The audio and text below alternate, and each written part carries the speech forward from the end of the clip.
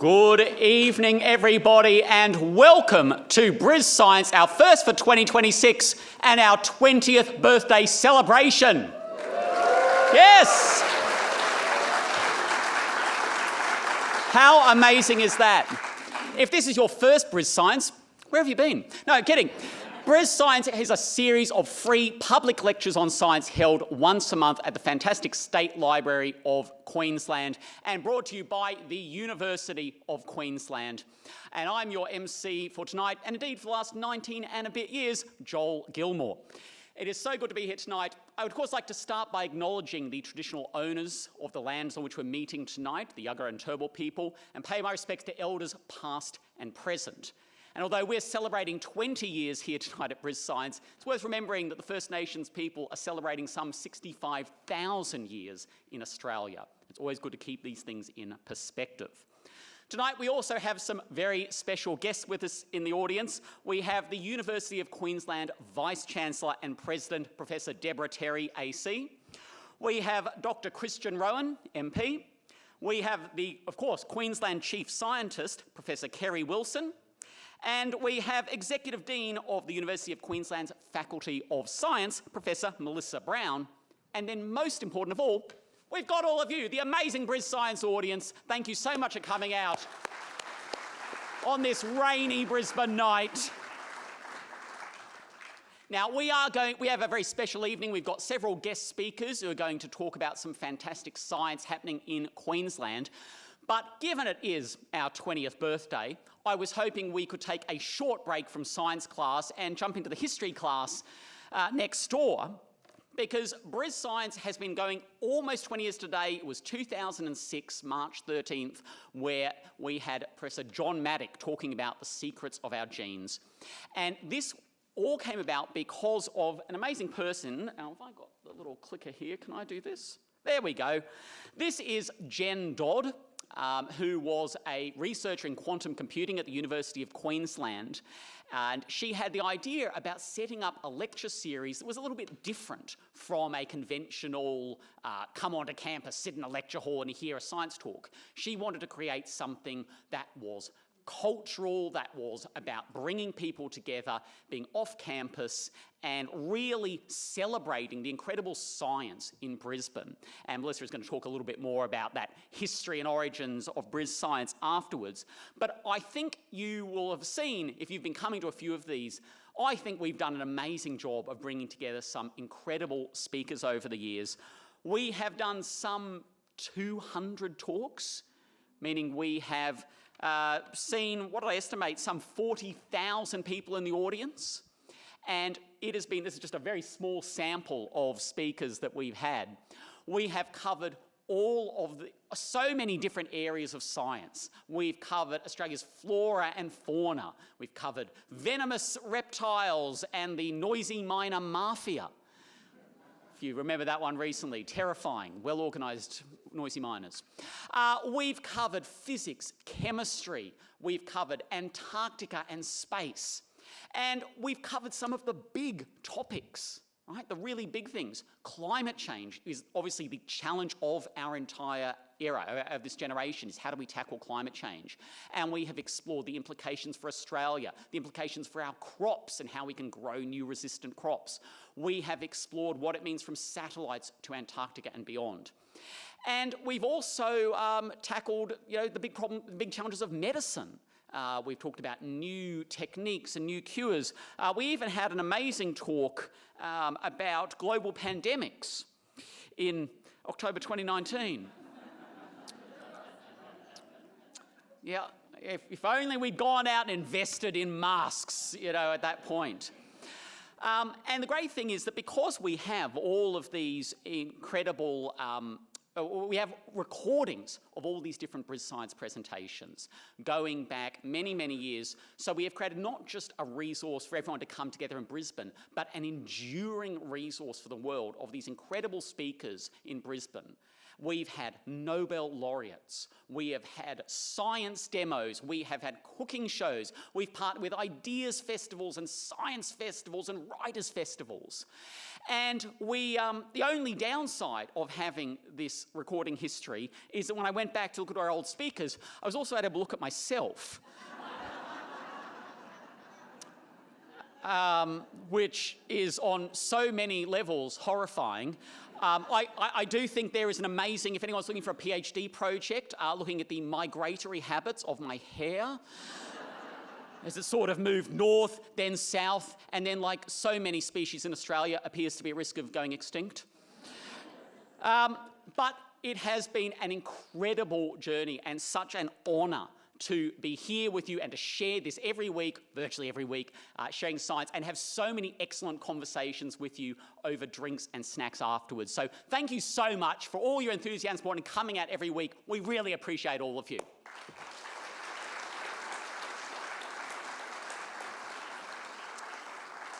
So that's our little bit of retrospective. We will have a little bit more at the end, but we are going to get to some speakers now. Now, if this is your first BrisScience, what a great night to start your journey. Oh, I meant to ask, is there anybody who has been coming for 20 years in the audience today? Look at that. Well, 1, 2, 3. Give them a huge round of applause.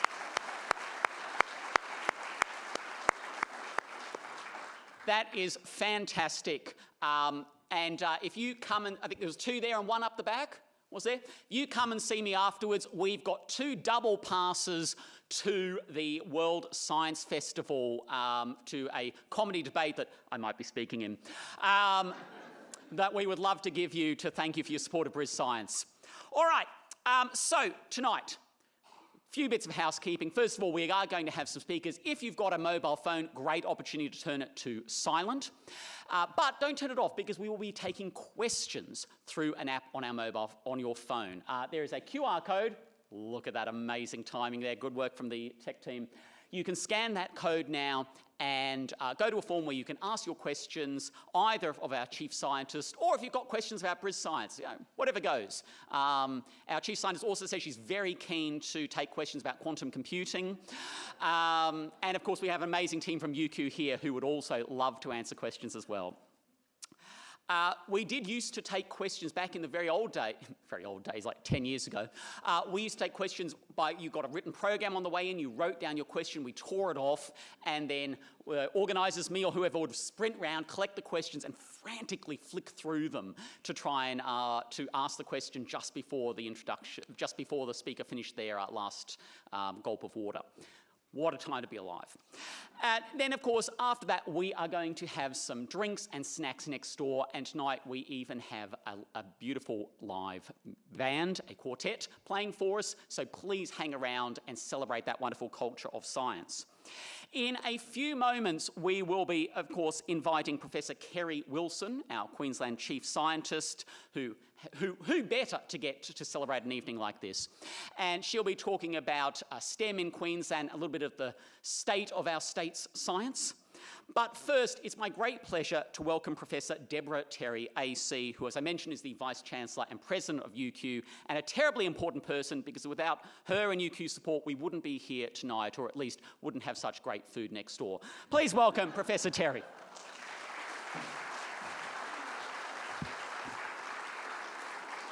Thank you very much, Joel. A wonderful introduction, a wonderful jacket. We didn't see it on any of the previous photos, but I'm going to come back and thank you in a moment. But can I too acknowledge the traditional owners of the lands on which we're meeting here this evening and pay my respects and our respects to their elders, past, present and emerging.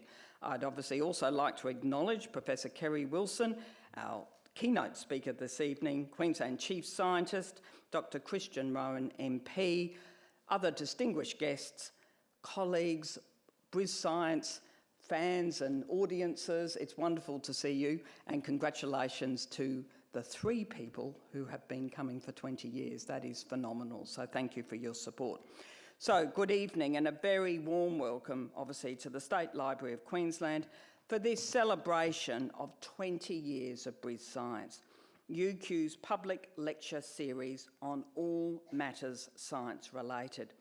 and it really is a great pleasure to be here for this milestone event.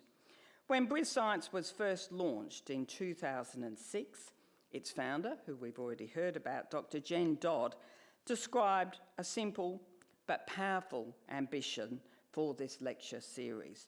She said it would, and I quote, bring topical aspects of science to the general public in an easy and accessible way. And today, 2 decades later, it really does please me to see that BrisScience remains faithful to that founding vision.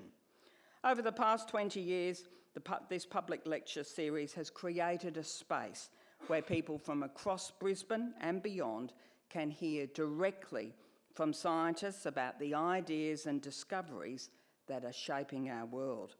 And the range of topics explored from this stage has been extraordinary.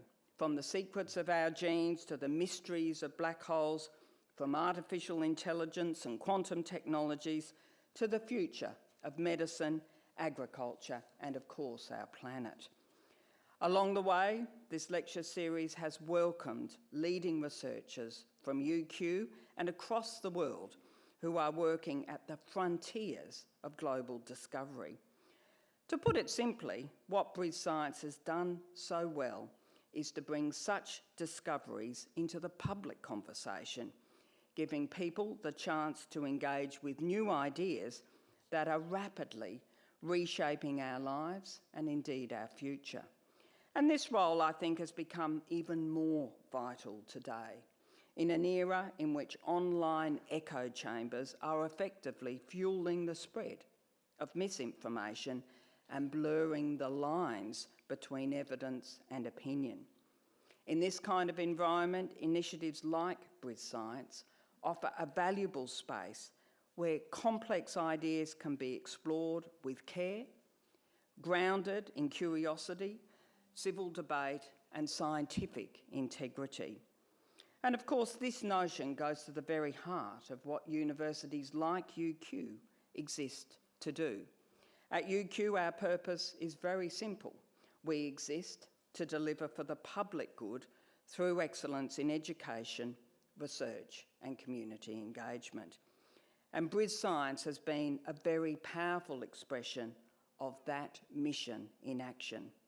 It draws on the strength of our research, it supports learning and curiosity, and it creates opportunities for the university and the wider community to engage with important scientific ideas. And it reflects a very simple belief that the knowledge created within universities should not remain inside our laboratories or our lecture theatres, but should be shared, should be explained, and should be debated with the broader community. And of course, that conversation and that debate feeds back into the quality of what we're able to do in our laboratories and what we're able to expose our students to through our education. Over recent years, we've enjoyed a wonderful partnership with the team here at the State Library of Queensland, and that collaboration has been absolutely crucial to sustaining and expanding this lecture series. So I do want to thank the hard-working team at the State Library for all of your support. Another important part of the BrisScience story is the people who have helped bring these events to life month after month and year after year. And of course, our MC this evening, Dr. Joel Gilmore, is foremost amongst that group. As he said, he's been a mainstay of BrisScience for the vast majority of its history. So on behalf of everyone at UQ and everyone here, Joel, I want to thank you for the remarkable contribution that you've made to the lasting success of this lecture series.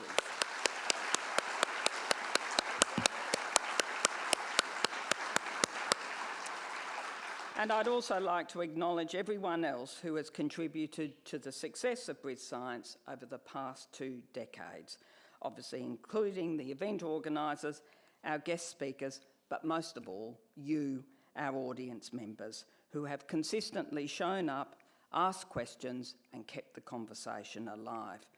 So thank you, and together you've helped create something that is genuinely valuable, a place, as I've said, where people can come together, hear about new discoveries, ask questions and think more deeply about the world around us.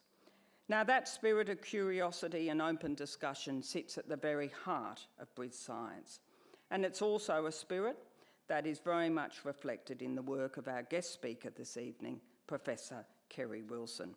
Prior to her appointment as the state's chief scientist in 2023, Professor Wilson was the Pro-Vice-Chancellor, Sustainability and Research Integrity at QUT, where she also served as Executive Director of the Institute for Future Environments. She's a globally respected environmental scientist, and we're very proud to say that she's also a UQ alum and a former UQ professor. So it is a great privilege to welcome her here this evening as we celebrate the 20th anniversary of BrisScience, to talk to us all about the state of science in Queensland and the opportunities that are shaping our future. So please join me in warmly welcoming to the stage Professor Kerrie Wilson. Thank you. Let you come down. Thank you, Debbie. Thanks so much.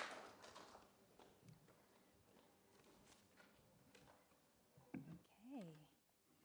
Just get my water set up. Okay.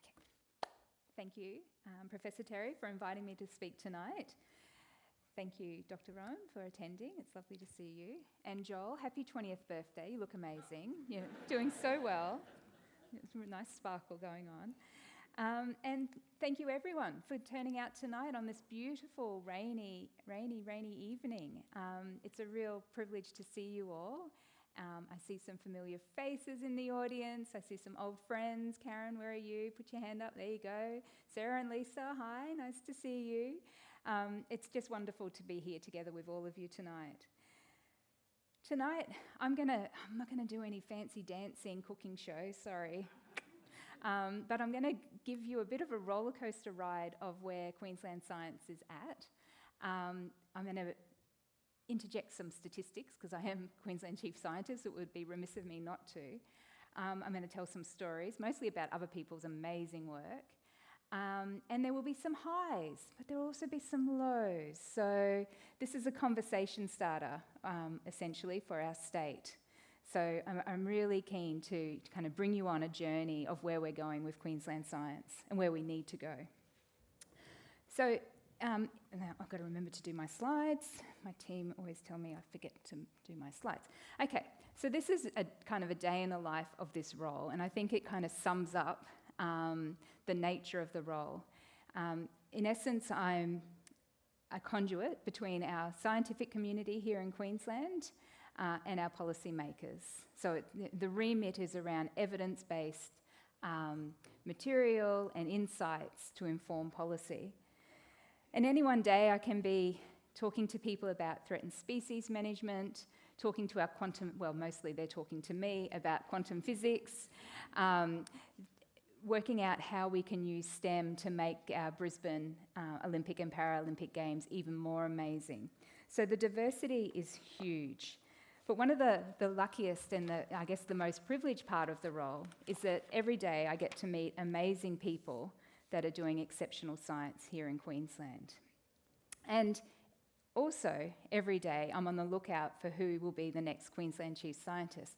Now, I saw a few people that look to be, you know, maybe in primary, secondary school. Can you show your hands if that's your occupation presently? Hello, nice to see you. You could be future Queensland. Where is the other one? There's more people there. A couple more. Yep, there you are. I reckon you might be a good Queensland Chief Scientist too. You could do a duo act, I think. So let's have a chat about that after, when we're having tea and bickies. So let's start tonight's talk, and I'll start with the core kind of fundamental component of any science ecosystem, and that is the people. And you're all part of it. The thing is, in Queensland, we're doing a great job in producing graduates from our secondary schools in STEM subjects. In fact, compared to the rest of the nation, we're maintaining our senior students in STEM. We've increased completions in mathematics, chemistry and physics between 2020 and 2024. That's awesome. Amongst my colleagues, the other chief scientists of the states and territories, they're kind of like, what are you guys doing? And how do we get some of that? Honestly, the data in other places is not looking as pretty. And we also have, in Queensland, something that we're really proud of, is really strong graduations of vocational education in STEM areas. So here I'm talking about engineers and engineering technicians, IT managers, network security managers. In fact, Queensland leads the way in these types of graduates, in these types of qualifications. Unfortunately, where we're seeing a bit of a dip currently, and Debbie and the other Vice-Chancellors are all looking at this, quite worryingly, as are the rest of us, around graduates in Queensland, domestic undergraduate enrolments in the natural and physical sciences, agriculture and environment. And we're seeing a decline in those graduates. And there's many interplaying factors there that I don't have time to unpack, but I'm sure if you want to ask questions about it, Melissa Brown here, the Faculty of Science Dean, will help me answer them. But there's a multitude of interconnecting issues there. But this is a really important, set of data that we're looking at, because the Australian Academy of Science tells us that nationwide we're going to see real gaps in the people required for the STEM workforce of the future in really critical areas, from agriculture and environmental management through to the resources sector. So that, the predictions about what we need in terms of our workforce and what we're producing currently isn't matching up. And it gets even more worrying, and yesterday was International Women's Day, so this is kind of timely, or topical at least, when we look at diversity metrics. So enrolments and completions in higher education among women and First Nations students in Queensland remain below all the other major states. And more broadly in Australia, our workforce in the STEM industries comprise only 30% women on average. And women, unfortunately, also account for only 10% of STEM industry CEOs. So when we're talking about gender equity and pay gaps, this is where that really starts to play in. And equally concerning, across Australia, only 2% of our workers in STEM occupations identify as Aboriginal and Torres Strait Islander. Now, these are likely all conservative estimates, and the team and I are looking at how we pull together these data and how others pull together these data, because Dr. Rowan here is a health professional. These data don't count, that kind of health and clinician workforce as well. But of course, a lot of them are scientists by training and part of what I would say are the STEM workforce. So, I'm sorry, you will get tea and bickies after this, and I know you didn't pay, but you're going to be tasked with jobs. I'm a master delegator, and no, there's no such thing as a free cup of tea, right? So you're all going to come away with some work to do. First up, your first job, I need your help to create awareness of the opportunities provided by STEM into the future, where the jobs will be. And second, I need you to look for ways, creative ways, because current ways aren't working, obviously, to improve diversity in STEM. So, here's some ideas. So you got your pen and paper out? No one's really taking this seriously. Like, seriously, I'm appointing you roles. I'm just joking. But can you profile STEM role models in your areas? Can you mentor young students that aspire to be part of the STEM workforce of the future? STEM, science, technology, engineering, maths, the social sciences, it's all in there. Can you introduce your family and friends to your networks in these fields? And can you support underrepresented groups to move into leadership in your places of work or your family's places of work? So together we will build this, we will do this. We are going to build this workforce in Queensland. We need this workforce in Queensland. Our economy needs this workforce. But this workforce also needs fit-for-purpose research infrastructure. So luckily,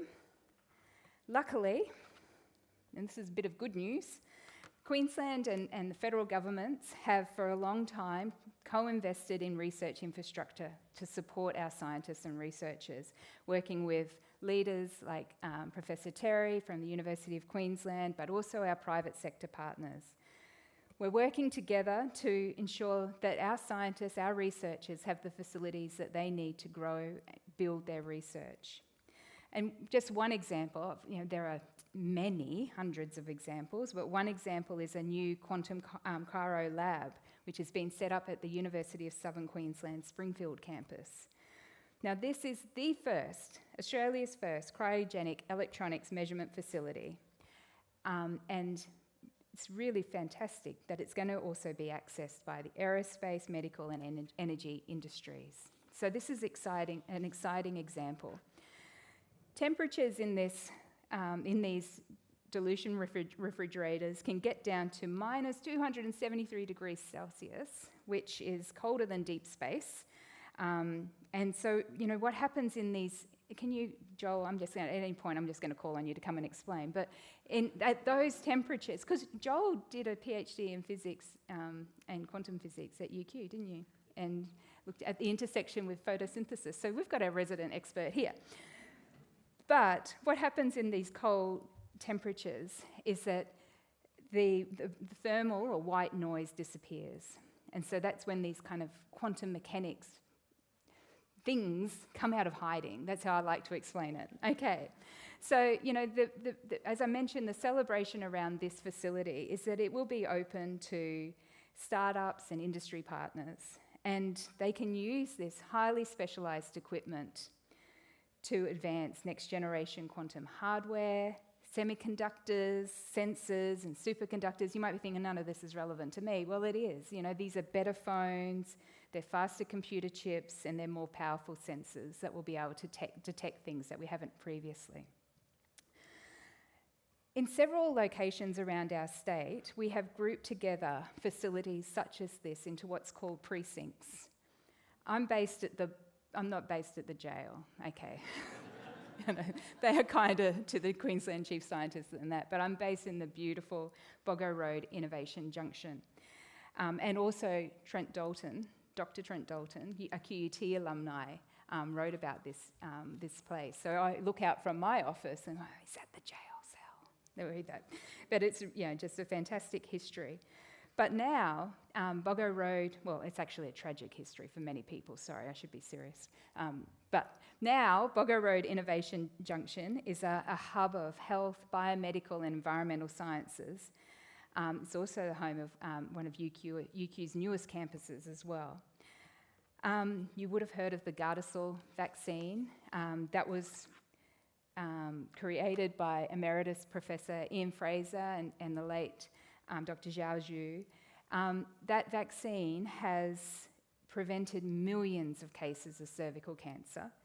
And, I was just blown away by the statistics. A 77% decrease in rates of viral infections within 5 years among young women. That's incredible. So, that's part of this precinct. It's out of the now what's called the Translational Research Institute. So the Australian and Queensland government, collaboration with Chuck Feeney, an amazing philanthropist, invested over $350 million to create the Translational Research Institute on the back of the success of the likes of UQ Emeritus Professor Ian Fraser. Now, and it's going to be a really busy train station too. I'm told the second biggest gateway, train gateway in Brisbane as well. Another precinct outside of Brisbane, but in beautiful North Queensland where I was born, is what's called the Australian Tropical Science and Innovation Precinct. And there's a piece of work there, there's much work that goes on there around tropical infectious diseases and rainforest conservation. Someone didn't turn their phone off and it was not me. But one piece of work that I'm just going to give a special call out to is a colleague of mine, Professor James Strugnell, And her team has been using whole genomic sequencing to monitor dugongs in Northern Australia. And she does this work in collaboration with traditional owners. Dugongs are an amazing species, and what this work is showing is changes in the population due to sea level rise and also changes in their main food source, being seagrass. Now, I could talk about, actually, you should get Jan Strugnall to talk here, because she also does work right down in Antarctica. She's an incredible researcher. And my final precinct example, which I don't have a slide for, is the Gold Coast Health and Knowledge Precinct.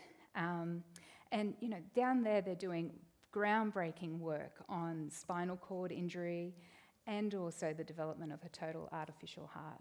So it's just incredible, the coupling of our facilities, our research infrastructure that has been co-invested by many partners, including the Queensland and Australian federal governments, into these precincts. And a really core part of our precincts is our 8 amazing universities here. Sometimes we say 9, sometimes we say 10. It's a constant debate. But 8 on this slide. And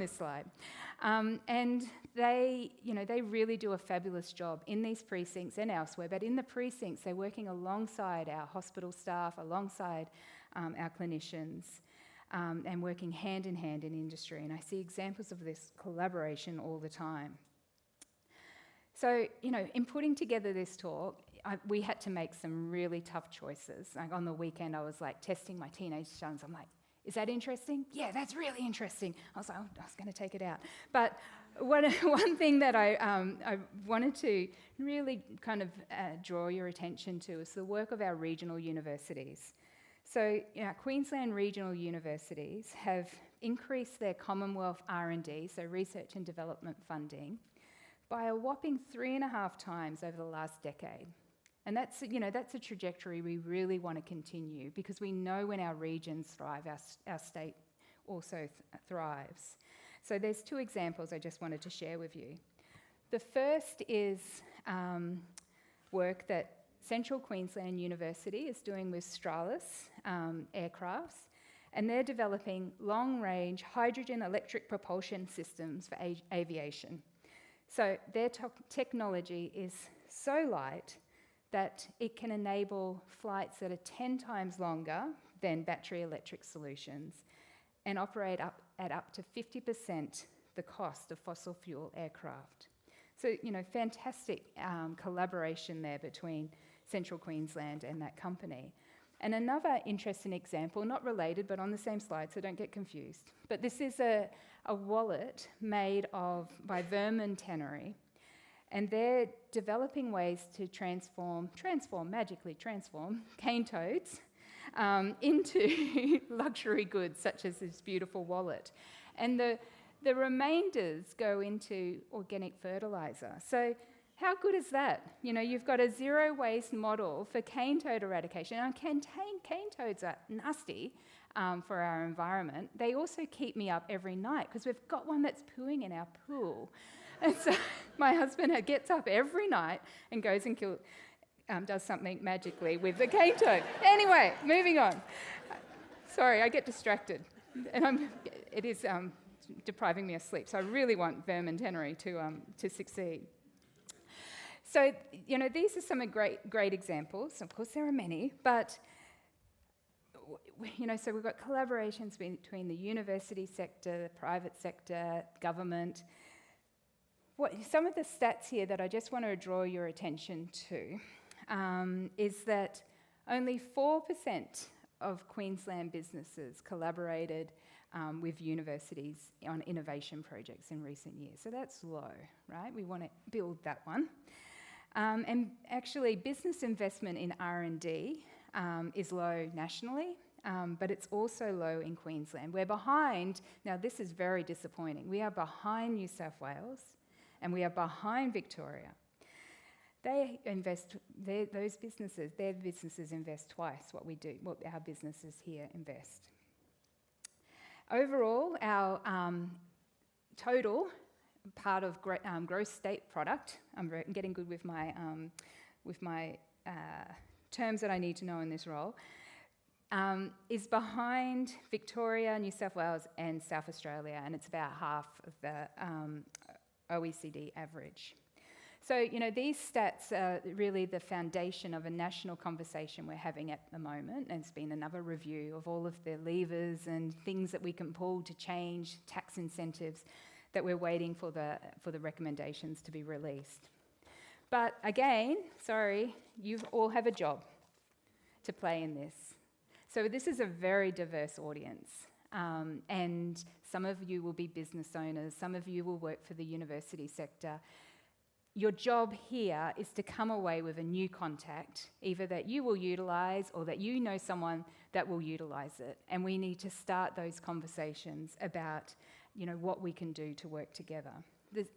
I can only imagine the possibilities if we locked you away now for maybe 20 years, no, I'm just joking, and the ideas that we would come up with. So really, it all starts at a conversation. So now I'm just going to move into some areas where Queensland excels, just to give you a bit of a snapshot of those areas. But first of all, quantum, we've mentioned it already. And I saw on your photo a very young picture of Warwick Bowen. That was obviously before he got famous, but I'll talk about him in a minute. But, you know, we have amazing quantum expertise here in Queensland. We've been growing them for longer than BrisScience. And really excitingly, we are going to have the world's first fault-tolerant, quantum, first utility-scale fault-tolerant quantum computer. As you fly in to Brisbane, you will be able to see it. This is an artist's impression. It's not there yet, don't worry, you haven't missed it. But this is really going to change the way we can do stuff. Just so much potential in terms of new pharmaceuticals, new catalysts, new materials, and the applications are endless in terms of progressing health solutions, energy solutions, and also applications in defence as well.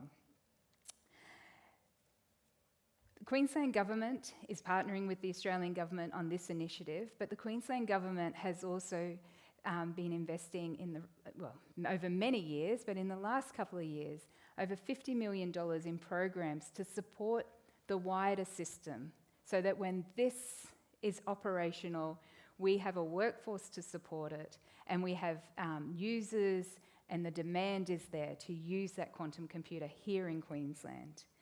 And one program that I'm really excited about is called the Queensland Quantum Decarbonisation Alliance, which is a partnership. They're doing well. They've got 27 partners, so they're ticking all the good boxes. But this is a coordinated effort to use quantum computers, quantum technologies, quantum physics in supporting our journey to net zero.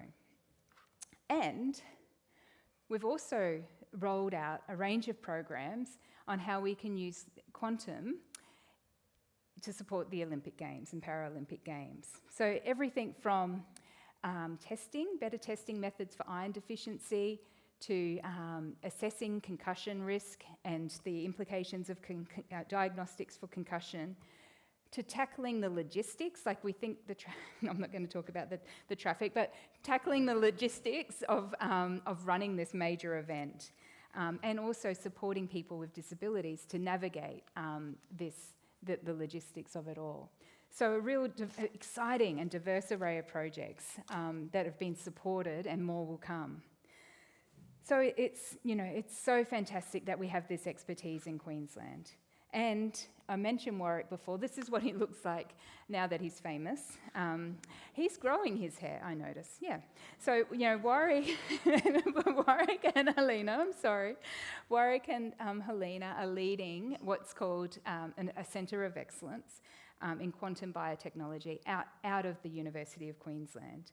And so they're tackling questions like, can we use quantum technologies to look at how enzymes, look really, really closely at how enzymes catalyse reactions and how brain function works. So this is incredible. This is being led from Queensland. And Helena is incredible just by herself. So she is Australia's first ever female physics professor. which is just awesome. Hey? Yeah. Yay, Paulina. She's just fantastic.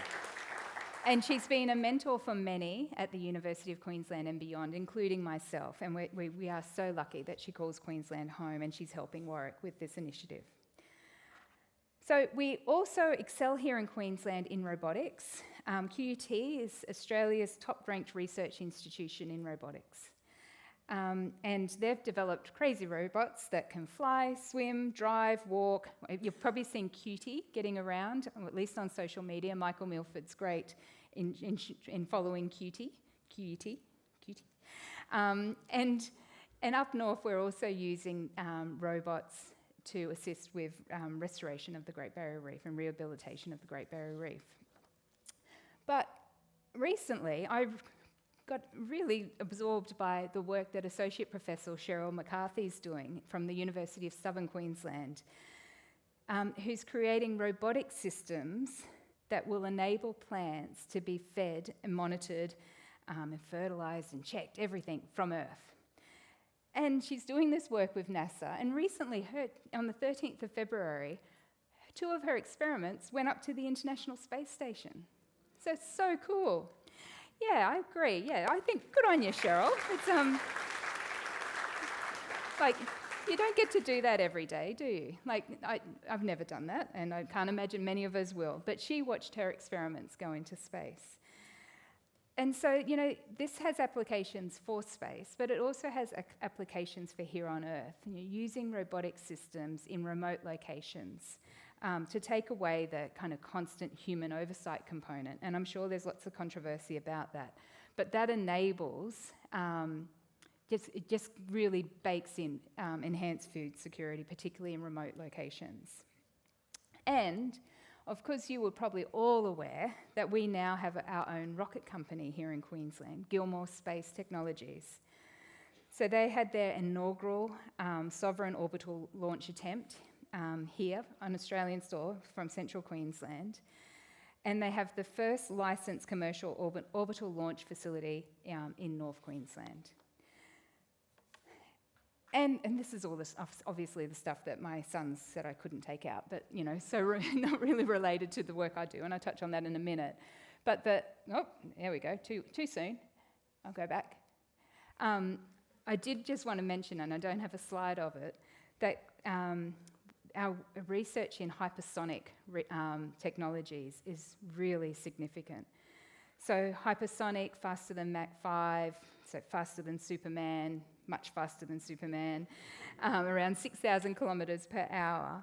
So just in the last fortnight, our Brisbane-based company, Hypersonic Launch Systems, had successful testing of their autonomous aircraft in the US, and they reported to have reached Mach 8. So it's really fast. And they grew out of UQ, but they employ now in Brisbane here more than 50 people working on aerospace engineering, advanced manufacturing, and in other testing roles. And there's so much cool, actually I am a convert into the hypersonic story. There's so much cool stuff. They printed on this test one, there was the world's first aircraft made entirely from high temperature alloys that were 3D printed, not like from my 3D printer at home, obviously, very fancy 3D printer. And the Spartan scramjet that took it up burnt only hydrogen for fuel. So, just incredible technologies, and it's growing out of Queensland. But I'll bring you back to Earth, because that's where I'm happiest, back here with the koalas. So I'm an environmental scientist. I'm a hiker addict. I'm a diver addict. And I'm all about protecting our planet on Earth here. And so I'll be the first to advocate for more science to help conserve and manage, and I've great supporters in the audience here as well, how to manage our natural environment and how to protect and manage our cultural heritage also. And, why not? Queensland is mega diverse. It has 5 World Heritage Areas. We have amazing environmental ecosystems, but we also have increasing environmental extremes. We have urban and we have industrial development. But we do have some of the most amazing world leaders in the environmental sciences also, and their research impacts our state every day. And one example that I'll just call out is the work that several universities have been undertaking on a new chlamydia vaccine for koalas. So chlamydia is one of the leading threats to koalas, unfortunately. It causes them a lot of pain, it can cause them infertility, blindness, it can kill them. And that's in addition to navigating, being hit by cars, having their trees cut down, and being attacked by dogs. So it's really significant that we get on top of this infection in koalas. And we now have approval to roll out this vaccine, which is fantastic. I'd also like to mention quickly in the environmental space, Queensland has well, in 2025, we had the Young Queenslander, Young Australian of the Year, Dr. Katrina Ruck, a QUT graduate. And her work is all about breaking down what's called forever chemicals, like PFAS, into more benign substances. Really significant if you've been following the impacts of PFAS everywhere around the world. And then in Queensland government, we have people like Jerry Turpin, who's an ethnobotanist. He's a Umbaraba man, and he works at the Queensland Herbarium. So Jerry's been leading a study with traditional owners and elders, CSIRO, and other scientists, looking at the capacity of around 135 medicinal plants to provide cures, basically, and pulling that knowledge together. It's really significant work, and it's really important that we grow these connections between our first knowledge scientists, such as Jerry, and our more Western science, so to speak.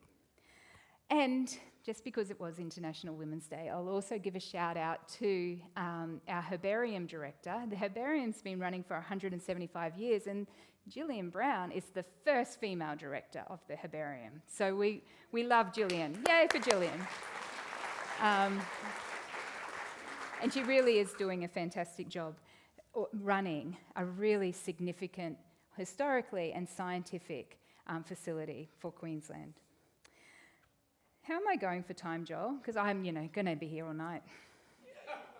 5 minutes. Oh, okay, well, I'm going to cover agriculture. Lots going on there, and this work is really important because we're creating new varieties of all sorts of things, including strawberries. Who doesn't love a good strawberry? To make them more robust to our changing climate.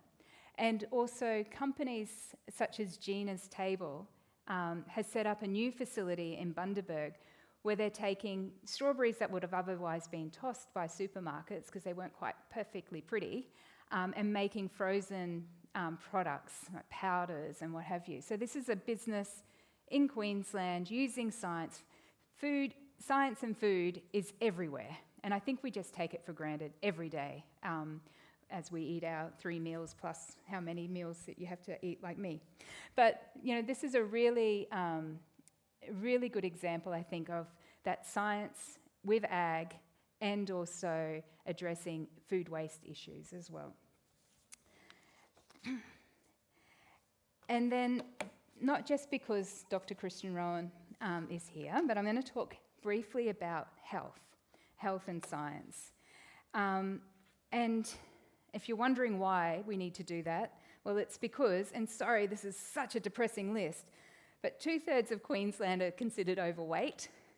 Dementia is on the rise. Self-reported mentally unhealthy days are on the rise.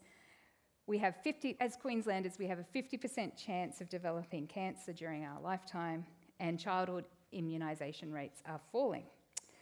So, on the upside, that was a bad list, wasn't it? I'm really sorry. I'll make us happy by talking about Vaxxus, which is a Queensland company that is creating patches that you use instead of needles. Okay, so this is, to build up, willingness and acceptance of vaccines through taking away some of the deterrents around needle application. And they've been brought into Vaxxus, the company's been brought into a consortium in the EU to advance Europe's preparedness for future seasonal and pandemic influenza threats. We also have here in Queensland the Translational Science Hub, which is a collaboration between Griffith, UQ, other institutions, and also Sanofi. And that's really an important set of collaborations in building up Queensland as a vaccine hub. And recently, Sanofi acquired the University of Queensland's molecular clamp technology, which was part of the COVID kind of response, but had been going on for a very long time. Paul Young is part of that as well. But that deal was worth $1.6 billion. $1.6 billion, that's a lot of pocket money. And it was the largest transaction involving intellectual property from an Australian university so far. So the other important part of our health sciences sector and research sector in Queensland is that we have leaders here, such as Bridie Mullahan from Bond University, who we awarded the Queensland Women in STEM Prize last year. But Bridie is looking at ways to better embed First Nations knowledge and perspectives into our medicine curricula and our health sciences. And it's a highlight of my role to find and celebrate people like Bridie and the important work they're doing, especially when we're considering equity and inclusion. So most of what, in 5 minutes, I'm going to cover, I've covered all the technical stuff, and now I want to cover the really important stuff. But that's around social sciences, because all the technical stuff is fantastic, but it relies on people, it relies on behaviours. We have a psychology graduate sitting here, and she knows this stuff. This is where the real science really happens. And that's one of the reasons I created what's called the Social Sciences Reference Group for Queensland.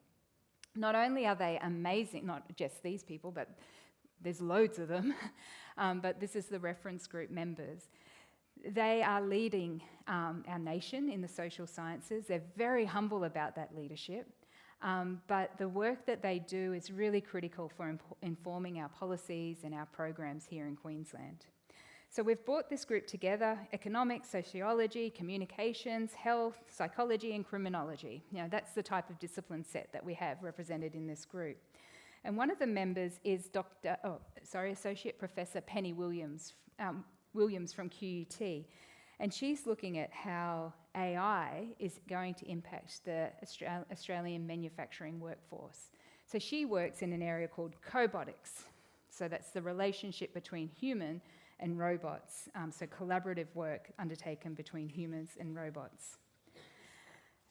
And the final part that these experts in the social sciences are helping me is around combating misinformation. So we see it everywhere, every day. I'm vulnerable to it, you're vulnerable to it. It's all out there.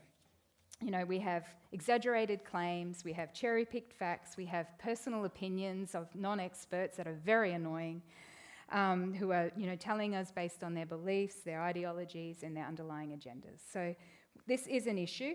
It's not just me saying it's an issue. The World Economic Forum last year said it was the issue. Now we've got some geo-economic confrontation stuff at number one, but misinformation and disinformation is right there, and they obviously interplay really closely. So scientists have a role. We have to work with integrity. We have a set of rules around that, policies and procedures. We need to continue to build trust in science. And journalists and media outlets have a role as well. But here's another job for you all. I've made a list, so you don't have to write it down. So we all need to be very careful when it comes to misinformation. At the very, very basic level, just think before you share. Just don't play a role in spreading it. And QUT's Carly Lubricks and I wrote this piece for the Australian Quarterly that mapped out some of the steps that we can take as individuals. And one of the, really interesting parts of combating misinformation is around building science literacy. So my final job for you, you've already done, because you've come here to hear about Brisbane science and Queensland science more broadly. So that's one job less for you tonight. But what's next for Queensland science? And this This is where, get involved in science. Lots of opportunities in Queensland, obviously, and World Science Festival is just around the corner, and you can see Joel there doing comedy. Again, yes, hoping to win against Timera Davis. Good luck. She's good. Anyway, so the final bit is the future, and this is where we all have a say in this. We have out at the moment a science and innovation discussion paper. That QR code there will take you to the consultation options and how you can have your say. Investing in science delivers for our economy. A very conservative estimate is that every dollar invested gives us back $3.50. That's a pretty good return, and that's conservative. We know we need to invest in science. Those very fancy fridges that I showed right at the beginning, they're not free. They cost a lot of money. We know that. We need to invest in that. We need to invest in the people. And whilst we do great science in Queensland, not all of it gets surfaced. Not all of it turns into impact. And we would like to increase the impact of our science. So the Minister for Science and Innovation, and also Tourism and the Environment, Honourable Andrew Powell, he's been holding roundtables. I've been supporting him in that. But he would like your consultation by the 31st of March. Thank you very much. That would be awesome. And we will be collecting all the ideas and developing a new strategy from there. So, Joel, I'm finished now. Thank you for your patience with me going for my roller coaster ride. Thank you all for coming and for the work that you're going to do in collaboration with me going forward, raising the profile of our people, our science, their impacts and the role that they play in all of our lives every day. It is such a privilege to be in this role. There is such exciting stuff happening in Queensland, in our universities, of course, in our health institutes, absolutely, but also in our businesses, in our museums, in people's warehouses and in people's garages. It's everywhere. And I'm really looking forward to continuing the conversation. Thank you.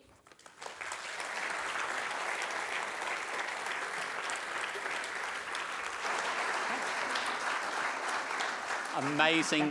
Thank you so much, Kerrie. That was a very inspiring, as you say, roller coaster, all the incredible science happening in Queensland. Thank you for some great suggestions for speakers. We'll put Jan Strugden on the list. And the new USQ cold lab sounds incredibly cool. Thank you, thank you. All right, we'll give you a moment just to catch your breath. Can we pop the QR code back up? And if you've got questions that you would like to ask, please put them in.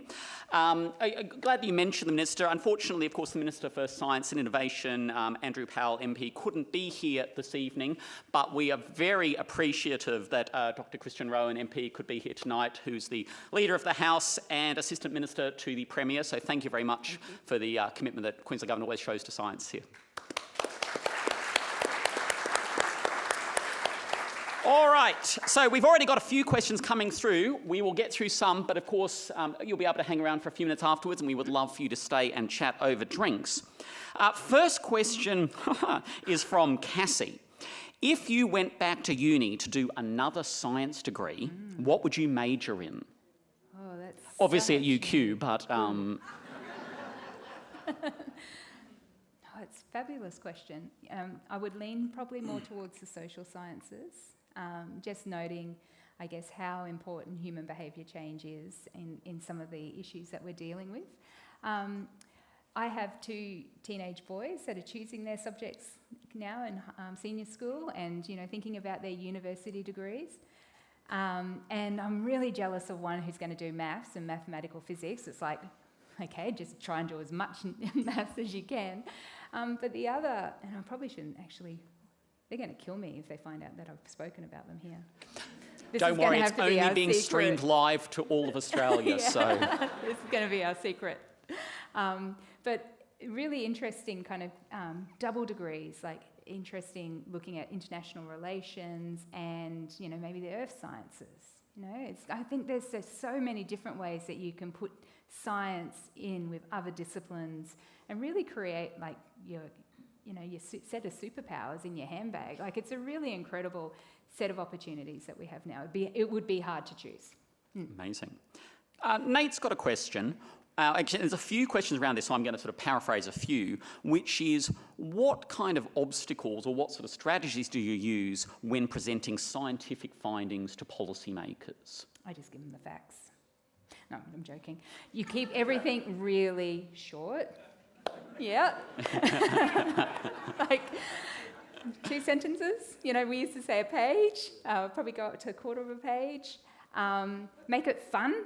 You know, like, who doesn't want to learn interesting stuff about the world and be curious about the world?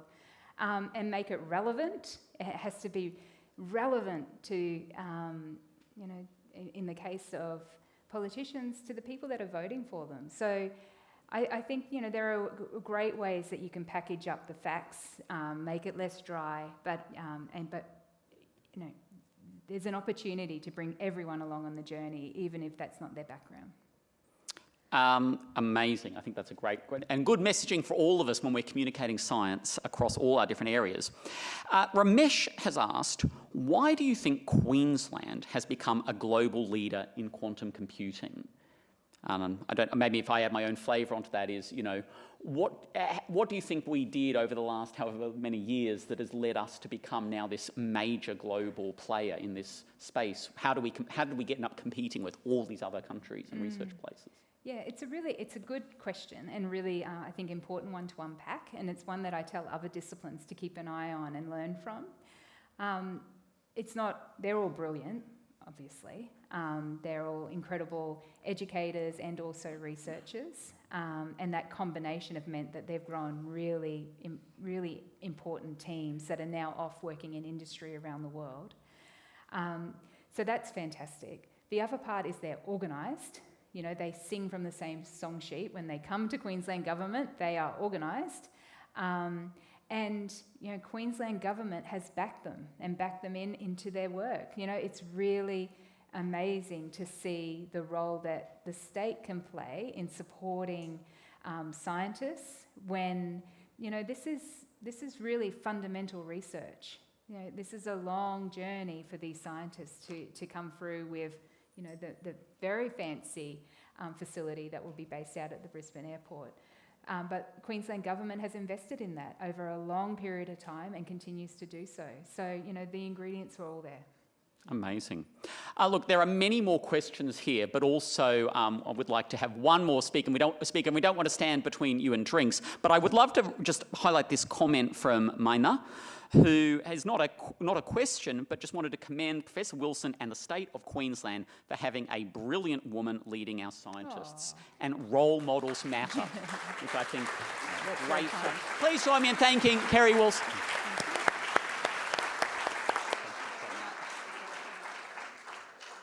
I'll let you take your notes. And my water bottle. Lovely water bottle. All right, so we are almost in the night, but we would just love, because obviously the University of Queensland and particularly the Faculty of Science have been such core players in BrisScience over the years and facilitating us through many changes. So we'd just love to do a little bit of perhaps the Faculty of Science's perspective. So I'd love to invite Professor Melissa Brown, who's the Executive Dean of the Faculty of Science at University of Queensland, to say a few final words.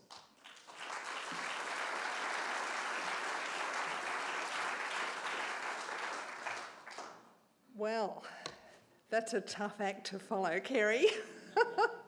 Look, lovely to be here and lovely to see so many people. As I was trying to drive along Coronation Drive this afternoon, I thought, oh, wouldn't it be a shame after all of the work that's gone into tonight if people couldn't make it. But that clearly hasn't stopped anyone, so it's just delightful to see people here and also to see a number of friends and colleagues who have been coming along to this event for a very, very long time.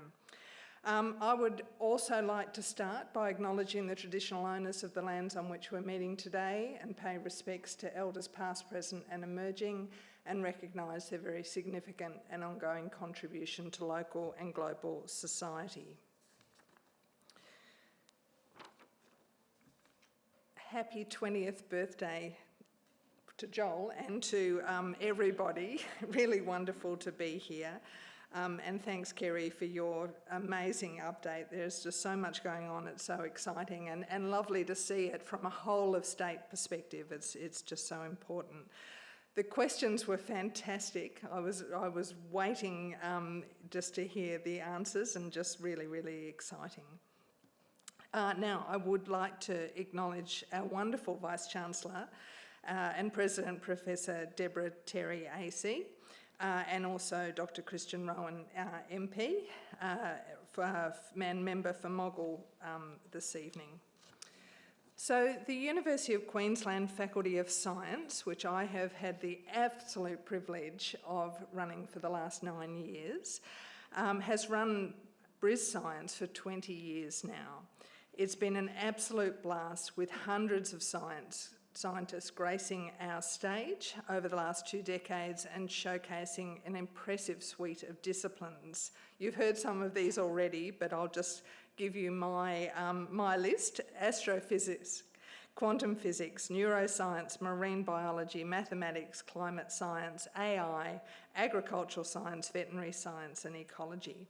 And our speakers have ranged from young and emerging researchers all the way through to Nobel laureates. We have learnt how superworms may one day recycle our plastics. I want to know more about that one, but not as much as the next one. How to make a meatball out of an extinct mammal. I don't even know what that means, but I think I must have missed that episode. How dark matter forges the universe around us. We've explored the high seas with sharks, survived killer snake bites, and walked with prehistoric dinosaurs. And we have been insightful, and Joel told us the story of UQ's Professor Paul Young talking about and warning us of potential global pandemics months before a global pandemic. BrisScience has made cutting-edge research accessible to everybody, school and university students, members of our local community, and seasoned scientists alike, cementing its reputation as one of Australia's most beloved public science events. At its heart are some incredible people that I'd love to acknowledge this evening. You've heard about the wonderful Dr. Jennifer Dodd, who's now based in Canada, who formed a series in the University of Queensland School of Mathematics and Physics, and we're extremely grateful to her and the school for lighting this spark. Jennifer believed that there was space for a series of science lectures that spoke directly to the public, and she wanted an event to be part of Brisbane's cultural scene. And so it is. She was keen to show local Brisbaneites some of the incredible scientific discoveries happening right here in Brisbane, and those discoveries keep on coming. Initially, BrisScience was held in the Judith Wright Centre in Fortitude Valley. It then moved to City Hall. Renovations pushed us to Customs House, before we finally landed here in our wonderful home in the State Library of Queensland, which has devotedly looked after us for the last 15 years. The BrisScience torch has been passed to so many organisers over the years, and I'd like to thank them for making this event what it is today. And so please join me in acknowledging the incredible efforts of our devoted organisers over the years: Jennifer Dodd, Linnell Ross, Andrew Stevenson, and our current amazing team, Leonie Small, Julian Pearce, and Dom Jarvis, who are here with us this evening. You've made this all possible and have had a lasting impact on science education, so thank you.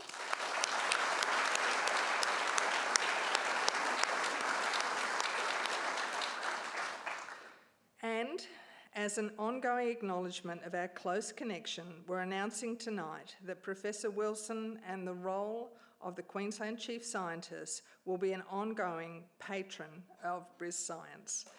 Yay!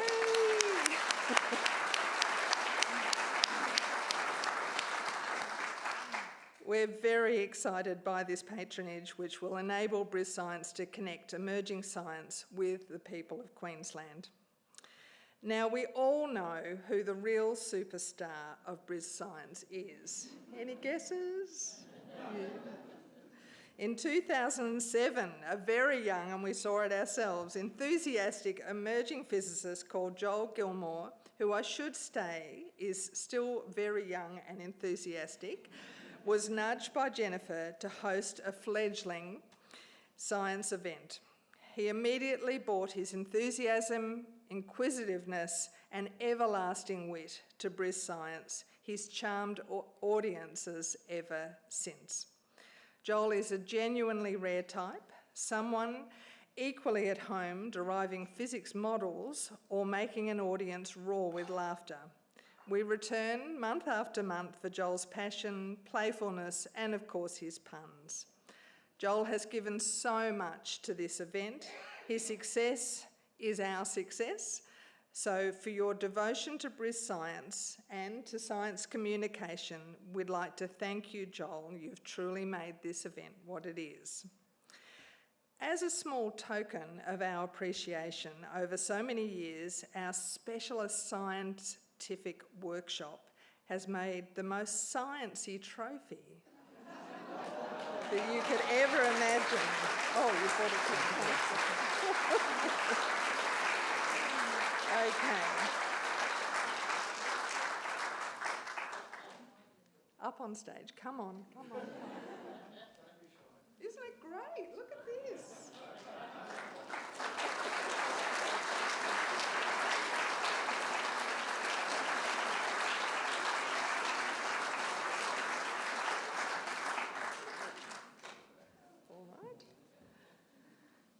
Okay, so I know that you'll all be ready to go out and have some refreshments, but please would everyone join me in thanking the incredibly talented Joel Gilmore, sorry, my enthusiasm.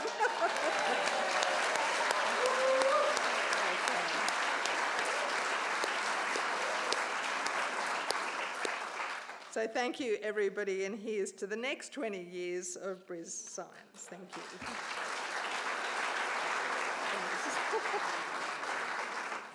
Well, thank you. That is absolutely marvellous. I can't wait to show that off to everybody. That brings us to the end of our formal program this evening. Two quick bits of housekeeping. You're obviously now all raring to go for an incredible year of BrisScience talks. Next up, we've got Dr. Matt Holden talking BrisScience, the House of 1,000 Species. Sounds terrifying, can't wait. So make sure you sign up quickly to that. And of course, it is World Science Festival in Brisbane this month. There are so many amazing talks and panels. Our chief scientist is on several panels, so check that out. I should say, I am performing in the Science Smackdown Great Debate on Saturday the 28th of March, facing off against the incredible Tamara Davis, who is a long-term Brisbane alumni, incredible astrophysicist. I can't reveal the topic that we're debating yet, but it is going to be amazing. So UQ is sponsoring that event. We would love to see you there, or one of the many events this Science Festival, a great opportunity to keep your science journey going. But for now, please join me in thanking all our speakers and join us next door for some delicious snacks. We'll see you all next month.